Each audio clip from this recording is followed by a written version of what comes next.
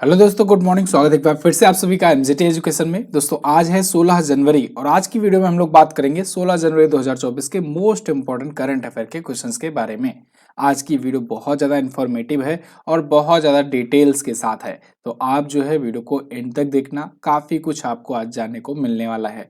तो वीडियो को फटाफट से लाइक कर दीजिए, शेयर कर दीजिए और चैनल पर अगर नए आए हो तो चैनल को सब्सक्राइब करके बेल आइकन जरूर प्रेस कर देना, जिससे आने वाली वीडियो का नोटिफिकेशन आप तक पहुंचता रहे। रिवीजन करेंगे हम लोग कल के करंट अफेयर का 1 मिनट में, उसके बाद आज की करंट अफेयर की तरफ बढ़ेंगे।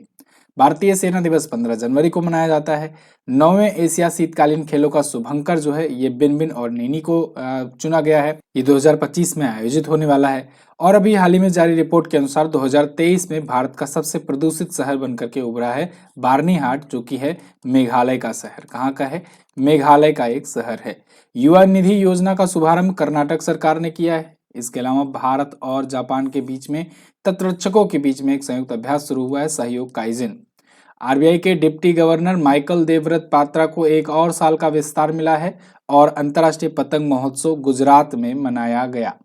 डेनमार्क के नए राजा बन गए हैं प्रिंस फेडरिक। इसके अलावा अभी अयोध्या जो है ये सबसे लंबी सोलर लाइट लाइन स्थापना करने का विश्व रिकॉर्ड अपने नाम कर लिया है।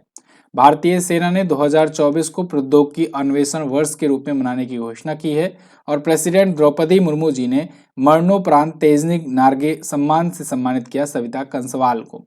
दक्षिणी नौसेना कमान के चीफ ऑफ स्टाफ नियुक्त किए गए हैं रियर एडमिरल उपल कुंडू।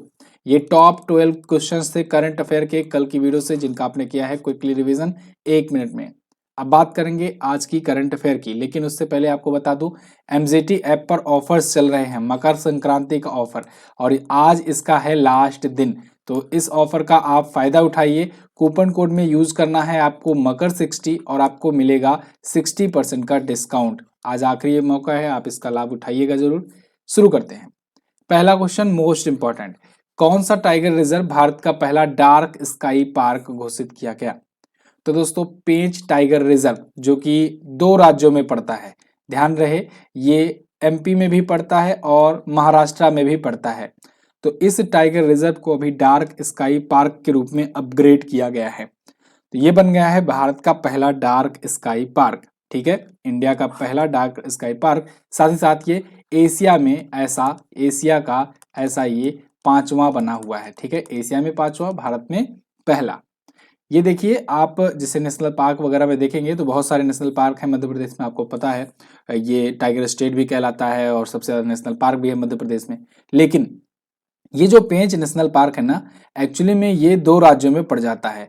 यहाँ पर थोड़ा सा नागपुर जिला जो महाराष्ट्र का आता है, इसका भी कुछ एरिया इसमें आ जाता है और मध्य प्रदेश का ये एरिया तो आता ही है। तो इसलिए ये 2 राज्यों में पड़ जाता है, ये बात ध्यान रखना। बॉर्डर्स को लेकर के यहाँ पर कंफ्यूज मत होना। ठीक है, तो महाराष्ट्र और मध्य प्रदेश में पड़ता है पेंच टाइगर रिजर्व। एशिया का 5वां बन गया है, जैसे कि मैंने आपको बताया। यहाँ पर एक रात्रि वेधशाला यानी नाइट ऑब्जर्वेटरी भी स्थापित की गई है और भी बहुत सारी ऐसी चीजें की गई है जिस वजह से इसको डार्क स्काई पार्क का दर्जा मिल गया है। मध्य प्रदेश में ये सिवनी छिंदवाड़ा जिलों में पड़ता है, सतपुड़ा पहाड़ियों की दक्षिणी छोर पर, और महाराष्ट्र में हिस्सा नागपुर जिले के तहत आता है। अब इस टाइगर रिजर्व का नाम पेंच क्यों पड़ा? क्योंकि ये पेंच नदी के पास में पड़ता है, पेंच नदी वहां पर बहती है और उसी के पास में ये है, इसलिए इसे पेंच टाइगर रिजर्व नाम दिया गया है। क्लियर है ना? चलिए अगला क्वेश्चन देखते हैं। हाल ही में राजस्थान के बीकानेर में कितने दिवसीय अंतर्राष्ट्रीय ऊंट महोत्सव का शुभारंभ हुआ? ये भी बहुत ही इंपॉर्टेंट क्वेश्चन है। अंतर्राष्ट्रीय ऊंट महोत्सव ये राजस्थान में होता है, बीकानेर में प्रमुख रूप से ये मनाया जाता है। तो यहाँ 3 दिवसीय अंतर्राष्ट्रीय ऊंट महोत्सव शुरू हुआ है। अगर आप लोग कल की लाइव क्लास देखे होंगे जो महामैराथन की हुई है रात को, तो उसमें मैंने आपको बताया था कि ऊंट महोत्सव, कुकुर तिहार और काग तिहार, इसके अलावा काला घोड़ा महोत्सव, घोड़े मोदनी, ठीक है, और बहुत सारी मैंने वैसे बताया, कंबाला भैंस दौड़ प्रतियोगिता हुआ, जल्लीकट्टू बताया, जानवरों से रिलेटेड बहुत सारे महोत्सव आपको बताए थे, कहाँ कहाँ पर क्या कौन कौन सा होता है। ये सब भी आप लोग देखो, अगर कल की क्लास नहीं देखो तो उसको जरूर देखना। महामैराथन की क्लासेस चल रही हैं और 3 एपिसोड आ चुके हैं, तीनों एपिसोड को अभी आप देख डालिए, बहुत इंपॉर्टेंट है। 2023 का हम लोग 1000 महत्वपूर्ण क्वेश्चन अपडेटेड लेकर के चल रहे हैं, है ना। अपडेटेड मतलब कि साल के अंत होने के बाद, तो उसको हम लोग रिकॉल कर रहे हैं, तो उसको आप लोग जरूर देखिएगा। प्लेलिस्ट भी उसकी मैंने बना रखी है, आप वहां से भी देख सकते हो। फिलहाल यहाँ पर अंतर्राष्ट्रीय ऊंट महोत्सव की बात करते हैं। तो अंतर्राष्ट्रीय ऊंट महोत्सव में बहुत सारे प्रकार की प्रतियोगिताएं भी होती है। जैसे देखो यहाँ पर ऊंट डांस हो रहा है, ऊंट को नचाया जा रहा है, ऊंट की दौड़ होती है, रेस होती है ना, बहुत सारी ऐसी चीजें होती हैं। अब ये क्वेश्चन में ना बहुत ज्यादा इंफॉर्मेशन है राजस्थान से रिलेटेड। किससे रिलेटेड? राजस्थान से रिलेटेड। जैसे एक तो बीकानेर में अंतर्राष्ट्रीय ऊंट महोत्सव का शुभारंभ हुआ, ये 3 दिवसीय है, चलो ये तो मैंने बता दिया। साथ ही साथ यहाँ पर, क्योंकि बहुत बड़ा उत्सव है, तो यहाँ पर वहाँ के जो लोक कलाकार हैं वो राजस्थान की लोक कलाओं का भी प्रदर्शन किए, जैसे रंगोली, मेहंदी, ड्राइंग प्रतियोगिता। तो आपसे पूछा जाएगा रंगोली कहाँ का है लोक कला, तो आप बताओगे राजस्थान का। मेहंदी कहाँ की है? राजस्थान की। ड्राइंग कहाँ की है? राजस्थान की। ठीक है, ये प्रतियोगिताएं हुई। हेरिटेज वॉक हुआ यहाँ पर। हेरिटेज वॉक रामपुरिया हवेली से शुरू होकर राव बीकाजी की टोकरी पर जाकर समाप्त हुआ पहले दिन। ठीक है, इसके अलावा ऊंटों संबंधित बहुत सारी प्रतियोगिता जैसे ऊंट दौड़, ऊंट नाच वगैरह हुई यहाँ पर। तो ये सारी डिटेल्स आपको याद रखना है राजस्थान से रिलेटेड। अब कुछ और उत्सव जो भी रिसेंट हुए हैं उनको रिकॉल करते हैं। अंतर्राष्ट्रीय पतंग महोत्सव गुजरात में होता है। गीता महोत्सव हरियाणा में हुआ और कुरुक्षेत्र में। अंतर्राष्ट्रीय पर्पल उत्सव गोवा में आयोजित किया गया। जल इतिहास उत्सव दिल्ली में हुआ। मेरा हंगचोबा महोत्सव ये मणिपुर में हुआ। भारतीय सैन्य विरासत महोत्सव नई दिल्ली में हुआ और जानस्कन फेस्टिवल ये हुआ लद्दाख में। ठीक है, अब राजस्थान के बारे में जानो। राजस्थान भारत का सबसे बड़ा राज्य है, सबसे बड़ा राज्य है, ठीक है ना, सबसे बड़ा राज्य है क्षेत्रफल की दृष्टि से, ये बात याद रखना। और जनसंख्या की दृष्टि से तो नहीं, लेकिन क्षेत्रफल की दृष्टि से टॉप पर है। इसके अलावा जयपुर इसकी राजधानी है, जिसे हम लोग पिंक सिटी के नाम से भी जानते हैं, पिंक सिटी भी कहते हैं। अभी चुनाव हुआ था, भजन लाल शर्मा यहाँ के सीएम बन करके आए हैं। 53 नए जिले हो चुके हैं, 200 विधानसभा सीटें हैं, 25 लोकसभा में और 10 राज्यसभा में सीट यहाँ पर है। कलराज मिश्रा यहाँ के गवर्नर हैं। यहाँ पर अगर आप देखोगे तो पुष्कर झील है, पुष्कर मेला भी लगता है यहाँ पर, पुष्कर में ब्रह्मा मंदिर है, राजसमंद झील है, पिछोला है, फतेह सागर है, सांभर लेक भी है यहाँ पर, सांभर झील भी है यहाँ पर। इसके अलावा घूमर, पनिहारी, कालबेलिया ये सभी यहाँ के प्रमुख लोक नृत्य हैं। उदयपुर, जैसलमेर, पुष्कर, रणथंभौर, यहाँ के बहुत सारे, मतलब ये कल्चरली बहुत ज़्यादा एक्टिव है ये राज्य राजस्थान। अपना बॉर्डर अगर बात करें तो पंजाब, हरियाणा, उत्तर प्रदेश, मध्य प्रदेश और गुजरात से शेयर किया करता है। आगे बढ़ते हैं। हाल ही में किस देश ने 15 मार्च 2024 तक अपनी सेना वापस बुला लेने का भारत से अनुरोध किया है?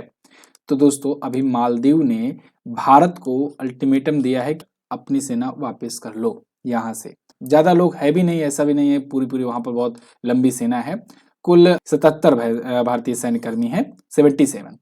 तो ये लोग ऐसा नहीं है कि वहां पर गए हुए हैं, भारत का कोई ड्रिल चल रहा है या भारत की तरफ से कोई काम कर, ये लोग मालदीव के लिए ही गए हुए हैं। वहां पर जो भारत के सैन्यकर्मी हैं वो मालदीव को जो हेलीकॉप्टर, जो बहुत सारे सैन्य उपकरण हम लोगों ने दिए हैं ना मालदीव की रक्षा के लिए, उन्हीं के रख रखाव, उन्हीं की देखभाल के लिए हैं ये भारतीय सैन्यकर्मी। लेकिन ये मोहम्मद मुइज्जुआ पगला गया है, ये जो भेज ही रहे हैं वहां पर, मान लो चीन की यात्रा जब की है ये, अभी मैंने आपको बताया था 20 समझौते किए थे, 20 समझौते किए थे। अगर आप रेगुलर देख रहे होगे वीडियो तो पूरा आपको कहानी मालूम होगा क्या कुछ हुआ, अभी घटित हुआ है ना। तो यहाँ पर ये जाने के बाद इनके बदले बदले सुर नजर, बदले बदले क्या मतलब, पहले से ही था इनका, ये प्रो चाइना माना ही जाता था मोहम्मद मुइज्जू। तो जब इसे आया तब से ही भारत को वापस लेने को लेकर के, ले जाने को लेकर के ये यही मुद्दा बना करके जीता भी, और अब अनाउंस भी कर दिया है। तो भारतीय सैन्यकर्मी वहां से आने हैं, कहाँ से? मालदीव से। 15 मार्च इसने डेडलाइन रखी है, मतलब कि अभी देखो 15-16 जनवरी चल रहा है, फरवरी और मार्च 2 महीने में यहाँ से भारतीय सेना जो है वो चली आए, ऐसा इसने अल्टीमेटम दिया हुआ है। तो दिल्ली के साथ 100 से ज्यादा द्विपक्षीय समझौते भी हैं मालदीव की, तो उस पर भी ये कहा है कि हम इस पर भी समीक्षा करेंगे। मतलब इनमें से भी बहुत सारे ऐसे समझौते हैं जो वो समाप्त कर सकता है, क्योंकि उधर वो चाइना के साथ समझौते करके आया है और चाइना की भागीदारी वहां पर बहुत तेजी से बढ़ाना चाह रहा है। अब ऐसा नहीं है कि चाइना पहली बार, मालदीव से चाइना के रिलेशन बहुत अच्छे हुए हैं। इससे पहले की जो सरकार थी, जैसे कि अभी जो इब्राहिम सोली की सरकार थी, वो भारतीय थी, प्रो इंडियन सरकार थी। लेकिन उससे पहले की अगर बात करें तो वो फिर प्रो चाइनीज सरकार थी। वहां पर चलता रहता है। अब देखो ये इतना छोटा सा देश है, फिर भी ये अकड़ दिखा रहा है। कारण ये है कि जैसे होता नहीं, हाथी के पाँव के नीचे पूंछ दबी रहती है, ये ऐसी लोकेशन पे है, इस वजह से ये इम्पोर्टेंट है और इस वजह से इंडिया इसको इम्पोर्टेंस दे रहा है, वरना तो इसकी मतलब कोई भी क्षमता नहीं है। आप देखो, ये जैसे वर्ल्ड मैप में अपना प्यारा भारत है, यहाँ पर आपको सीधे सीधे दिखेगा भी नहीं, इतना जूम इन करना पड़ता है इसको देखने के लिए। जैसे ये आपको दिखा मालदीव, और यहाँ पर ये बहुत सारे छोटे छोटे द्वीपों का एक समूह है, तो यहाँ पर आपको दिखेगा माले नाम का, ये दिख रहा है ना, जूम करते जाओ करते जाओ करते जाओ, तब दिखेगा आपको ये छोटा सा माले, ये रहा। अब देखो, ये माले है। अब इसके जो बहुत सारे द्वीप हैं, यहाँ पर भारतीय सेना के कई जवान लगे हुए हैं और सिक्योरिटी के लिए ही। एक समय ऐसा आया था कि ये बिल्कुल इसकी हालत खराब थी, तख्ता पलट होने वाला था, तो इसने, यहाँ के प्रेसिडेंट ने भारत से ही मदद मांगी थी, भारत ही जाकर के वहाँ बचाया था, लेकिन फिर भी ये लोग एहसान फरामोश हैं। और दूसरी बात, होता ही है, देखो भारत के जितने भी पड़ोसी देश हैं आज के टाइम भारत से चल रहे हैं, होता नहीं जैसे गाँव वगैरह में कहते हैं भाई पट्टीदार हो, कुछ भी कुछ भी कर लो लेकिन संतुष्ट नहीं होने वाले हो तुम। तो वही हाल है, जैसे आप देखो श्रीलंका भी है, ये भी चाइना की गोद में ही है, बांग्लादेश भी ये रहता ही है ऐसे ही, कभी चाइना कभी इंडिया। म्यांमार तख्ता पलट ही हो गया है, भूटान भी जो है चाइना के साइड, नेपाल चाइना के साइड, पाकिस्तान तो अपना बेटा ही है, और ये सारे यहाँ पर अफगानिस्तान में तख्ता पलट ही हुआ है, मतलब तालिबान चल रहा है। तो जितने भी पड़ोसी देश हैं इस समय ठीक ठाक नहीं है भारत से रिलेशन। फिलहाल हम लोग आ जाते हैं अपने क्वेश्चन पर, और यहाँ पर बात करेंगे मालदीव की। तो देखो, अब आगे जो भी होगा वो देखा जाएगा, और जैसे भी कोई अपडेट आती है मैं आपको बताऊंगा ही।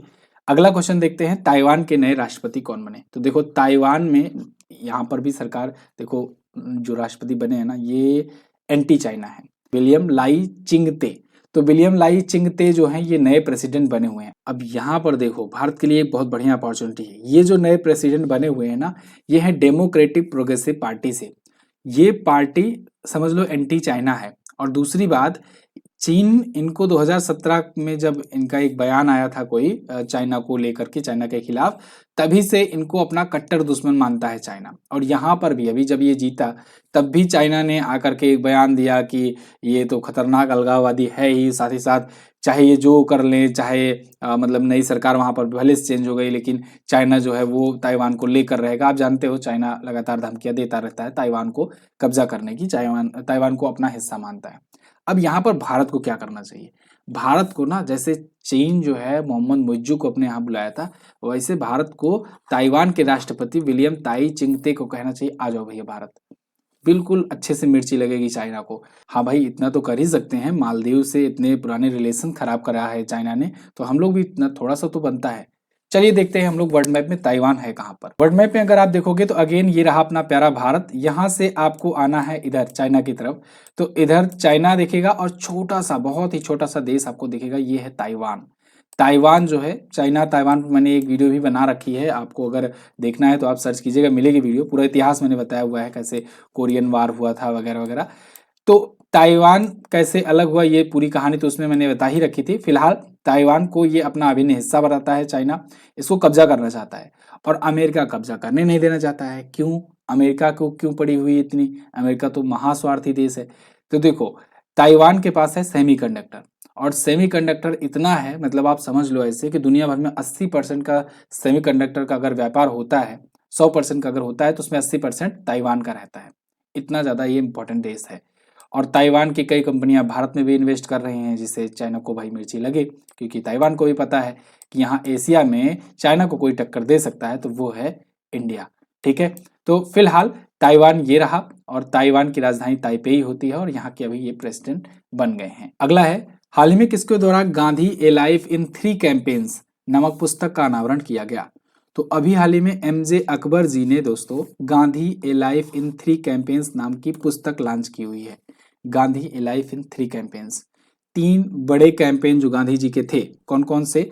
असहयोग आंदोलन जो उन्होंने 1920 को चलाया और 1922 तक ये चला था। 1930 में नमक सत्याग्रह, जो उन्होंने दांडी यात्रा शुरू करके दांडी नाम के स्थान पर जाकर के नमक सत्याग्रह किया था, नमक कानून तोड़ा था। उसके बाद वहीं से सविनय अवज्ञा आंदोलन इन्होंने शुरू किया, तो नमक सत्याग्रह कहा गया उसे। भारत छोड़ो आंदोलन, जिसमें इन्होंने करो या मरो का नारा दिया और अंतिम आंदोलन कहा 1942 में। तो ये 3 बड़े आंदोलन थे महात्मा गांधी जी के, और इन्हीं 3 आंदोलन पर जो भी उनका जीवन और संघर्ष रहा है, उस पर प्रकाश डालने के लिए ये पुस्तक लिखी गई है, गांधी ए लाइफ इन 3 कैंपेन। इसको लिखा है एमजे अकबर ने और साथ ही में सहयोग लिया है के नटवर सिंह का। तो ये दोनों ही लेखक हैं, ध्यान रखना। वैसे महात्मा गांधी जी के बारे में अगर आपको जानना है ना, तो गांधी युग पर मैंने 2 वीडियो बनाई हुई हैं।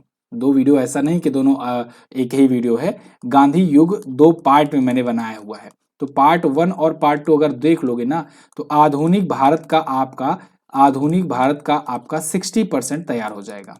आधुनिक भारत का जो इतिहास है वो आपका 60% तैयार हो जाएगा। हर एक मुद्दों को, हर एक घटनाओं को मैंने वहां पर टच किया हुआ है और एक्सप्लेन किया हुआ है।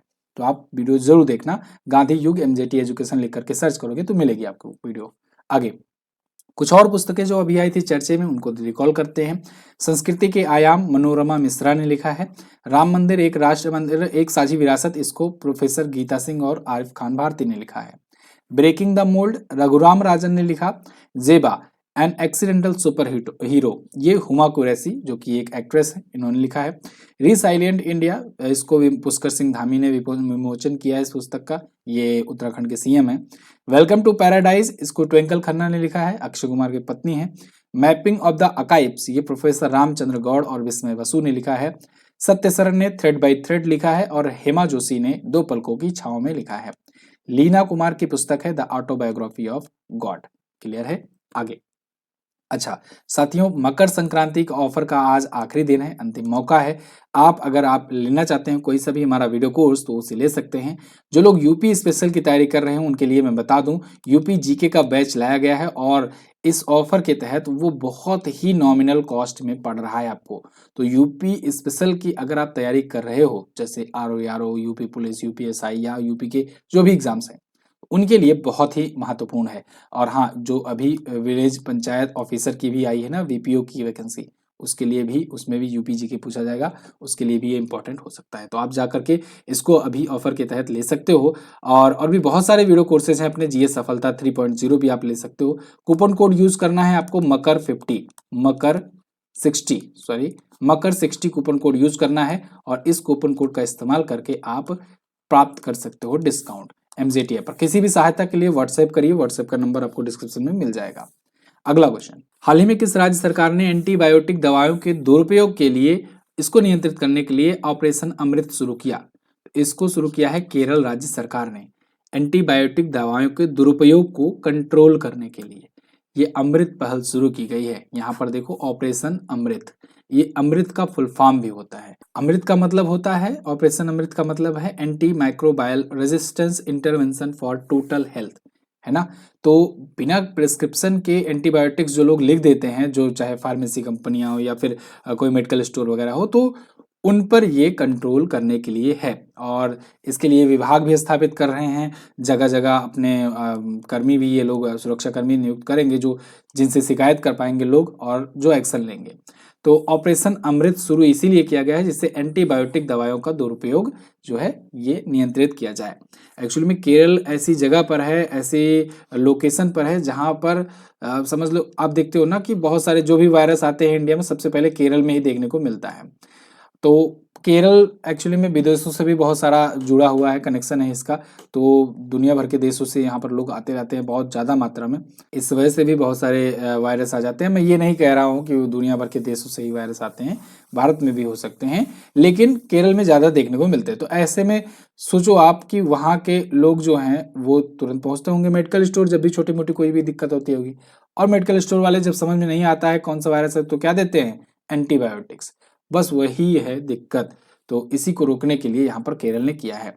केरल पिछले दिनों में भी और चर्चे में आया था, कब लग्जरी जहाज क्लासिक इंपीरियल का शुभारंभ किया इसने। ग्लोबल रिस्पॉन्सिबल टूरिज्म अवार्ड प्राप्त किया। धार्मिक पर्यटन को बढ़ावा देने के लिए बहुभाषी माइक्रोसाइट लॉन्च किया। हॉल मार्किंग केंद्र, वो भी सभी जिलों में, ये करने वाला पहला राज्य है। और सांसदों के खिलाफ आपराधिक मामलों में शीर्ष पर रहा है। आर्टिफिशियल इंटेलिजेंस स्कूल की शुरुआत की है। ओणम उत्सव के लिए मुफ्त किट देने की घोषणा की है। केरल का नाम केरलम करने के लिए विधानसभा में प्रस्ताव पारित किया है। मत्स्य पालन अटल इनक्यूबेशन सेंटर नीति आयोग की मदद से इसने स्थापित किया है। और केफोन नाम की फाइबर ऑप्टिकल नेटवर्क इसने लॉन्च किया है, जिसके तहत ये खुद की इंटरनेट सेवा प्रोवाइड करेगा। केरल आप यहाँ पर भी देख लो। हम लोग आगे बढ़ेंगे आज, ठीक है ना, क्योंकि अभी देखो वीडियो काफी लंबी हो सकती है, इस वजह से आगे बढ़ेंगे। किस राज्य में क्रमशः पोंगल, भोंगली, बिहू, लोहड़ी उत्सव मनाया गया? तो देखो, मकर संक्रांति के अवसर पर ये सभी उत्सव मनाए जाते हैं। तो यहाँ पर पोंगल पूछा गया है, तो पोंगल तमिलनाडु में होता है, तो यहाँ पहले ऑप्शन में सबसे पहले नंबर पर तमिलनाडु आपको खोजना है। भोगली बिहू, मैंने आपको बताया था बिहू जब भी मिल जाए तुरंत असम पर पहुंचिएगा, तो इसके बाद असम ढूंढिए, असम आपको यहाँ पर मिल रहा है और यही ऑप्शन लगा दो। लोहड़ी जो है ये पंजाब में मनाया जाता है। तो आज हम लोग देखेंगे, देखो कल मैंने आपको मकर संक्रांति के बारे में थोड़ा सा बताया था, तो बहुत सारे लोगों में कन्फ्यूजन आ गई। बहुत सारे लोग कह रहे थे कि सर हमारे यहाँ तो ये कहा जाता है, हमारे यहाँ तो वो कहा जाता है। देखो एक्चुअली बात क्या है ना, मकर संक्रांति जो है ये सभी जगह कहा जाता है, ऐसा नहीं है कि सिर्फ आप ही की जगह कहा जाता है। मकर संक्रांति कोई त्योहार नहीं है, मकर संक्रांति के अवसर पर जो लोग मनाते हैं अपने अपने जगहों पर, वो त्योहार है। मकर संक्रांति एक समय है, एक समझ लो घटना है। कौन सी घटना है, समझ देखो 14 और 15 जनवरी ये एक ऐसा टाइम होता है, 14 और 15 जनवरी का मिड में ही रहता है। ऐसा टाइम होता है कि जब सूर्य जो है वो मकर से कर्क की तरफ बढ़ता है ना, जब पृथ्वी अपनी घूमती है तो उस टाइम पर ये इस टाइम पर मकर संक्रांति होता है। ये ज्योग्राफिकल इवेंट है एक मकर संक्रांति। अब उस मकर संक्रांति, चूंकि वो मौसम ही ऐसा रहता है कि सबका फसल हुआ रहता है, और अपना भारत में तो आप जानते ही हो कि सब चीज सेलिब्रेट करते हैं हम लोग, फसल हो तब सेलिब्रेट करते हैं, कुछ भी होता है तो हम लोग सेलिब्रेट करते हैं, भारत की ये सांस्कृतिक विरासत है। तो उस टाइम का ऐसा समय है ये कि सबका फसल हुआ रहता है थोड़ा थोड़ा, तो आप अपने फसलों के अनुसार लोग सेलिब्रेट करते हैं इसको। तो वही सेलिब्रेशन अलग अलग जगहों पर अलग अलग नामों से होता है। तो मकर संक्रांति ये तो सब जगह कहा ही जाता है, ये मत समझना कि हमारे यहाँ मकर संक्रांति कहते हैं, वो तो कहते ही, वो तो सब जगह कहते हैं, हमारे यहाँ भी कहते हैं मकर संक्रांति। लेकिन उस अवसर पर कौन सा महोत्सव मनाया जाता है, ये मैंने बात करी थी। जैसे जैसे आप देखो उत्तर प्रदेश हुआ, या बिहार का भी यहाँ पर बॉर्डर वाला एरिया को बहुत सारा हुआ, तो वहां पर खिचड़ी कहा जाता है। ऐसे ही माघी और लोहड़ी के नाम से हरियाणा, हिमाचल प्रदेश, पंजाब यहाँ पर मनाया जाता है। ऐसे ही सिसुर संक्रांति के नाम से जम्मू कश्मीर मनाते हैं। ऐसे ही यहाँ पर वेस्ट बंगाल में इसको पौष संक्रांति के नाम से मनाया जाता है। माघ बिहू के नाम से असम वगैरह में मनाते हैं। पोंगल मैंने बताया था तमिलनाडु में मनाते हैं। केरला में ये मकर विलक्कू के नाम से मनाया जाता है, मकर विलक्कू। महाराष्ट्र में मकर संक्रांति, देखो जहाँ पर कोई स्पेशल त्योहार नहीं वहां पर मकर संक्रांति जनरली मान लेना। राजस्थान, गुजरात में इसको उत्तरायण के नाम से कहा जाता है, ठीक है, पतंग उत्सव वगैरह होता है यहाँ पे। तो यही तो मैंने बताया था आपको, ठीक है। ओडिशा देखो यहाँ पर मकर संक्रांति, तो मतलब जहां पर ये कम सेलिब्रेट किया जाता है या कहें कि नॉर्मली सेलिब्रेट किया जाता है वहां मकर संक्रांति, या जहाँ के लोगों ने अपना नया नाम नहीं रखा वहां पर मकर संक्रांति, और जहां पर नाम रख दिया गया वहां पर अलग से नाम। लेकिन ये मकर संक्रांति सब जगह पर है, ठीक है जी। इसको लेकर के कंफ्यूजन आई थिंक आपको नहीं होना चाहिए। इस इमेज के माध्यम से आपको समझ में आया होगा। आगे वही चीजें मैंने यहाँ पर भी लिख रखी है।